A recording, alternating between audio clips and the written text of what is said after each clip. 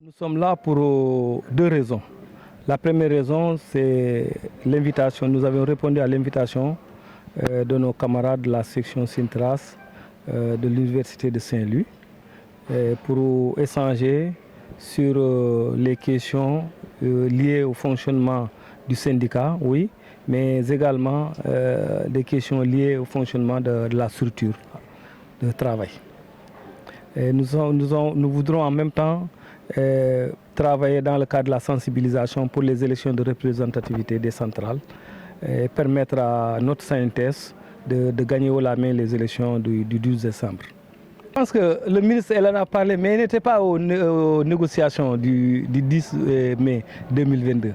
Il y a des paramètres qu'elle ne maîtrisait pas en disant cela. Je pense qu'elle a été acculée à l'Assemblée nationale au point de tenir des propos qu'elle ne devrait pas dire. Mais écoute, on peut lui excuser cela. Mais ce qu'on voudrait faire comprendre aux concernés, c'est-à-dire à ceux-là qui attendent le paiement de cette indemnité, nous sommes en train de faire une démarche.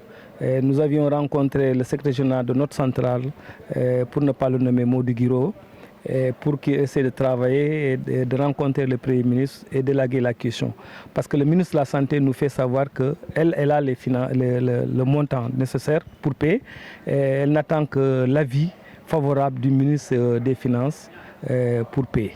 Donc ça ne doit pas être un frein. C'est pourquoi nous avions encore l'espoir que l'affaire deviendra un vieux souvenir, Inch'Allah, c'est dans quelques temps. La question des contractés au niveau des établissements publics demeure avec acuité. Vous savez, les établissements publics n'ont pas de statut. Disons, le personnel des établissements n'a pas de statut. C'est un personnel hétéroclite que vous rencontrez là-bas, des universitaires, des agents des collectivités territoriales, des fonctionnaires, des agents non fonctionnaires de l'État, des agents qui sont régis par la Convention de commerce et d'autres même par les dispositions du décret 6622 qui régit la Caisse de sécurité sociale. Donc voilà un personnel hétéroclite qui n'a pas les mêmes avantages, quand bien même c'est des agents souvent qui sont sortis des mêmes écoles de formation. Donc voilà ces disparités qui existent que nous constatons dans la pratique.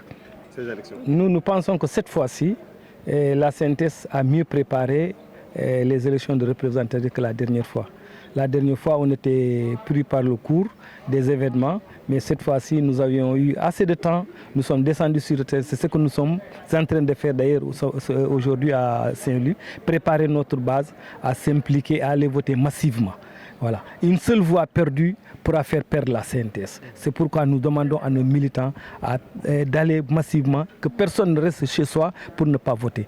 Donc c'est ce discours-là que nous tenons, essayer de les sensibiliser, de les galvaniser et de leur expliquer l'importance de la synthèse par rapport à notre organisation syndicale.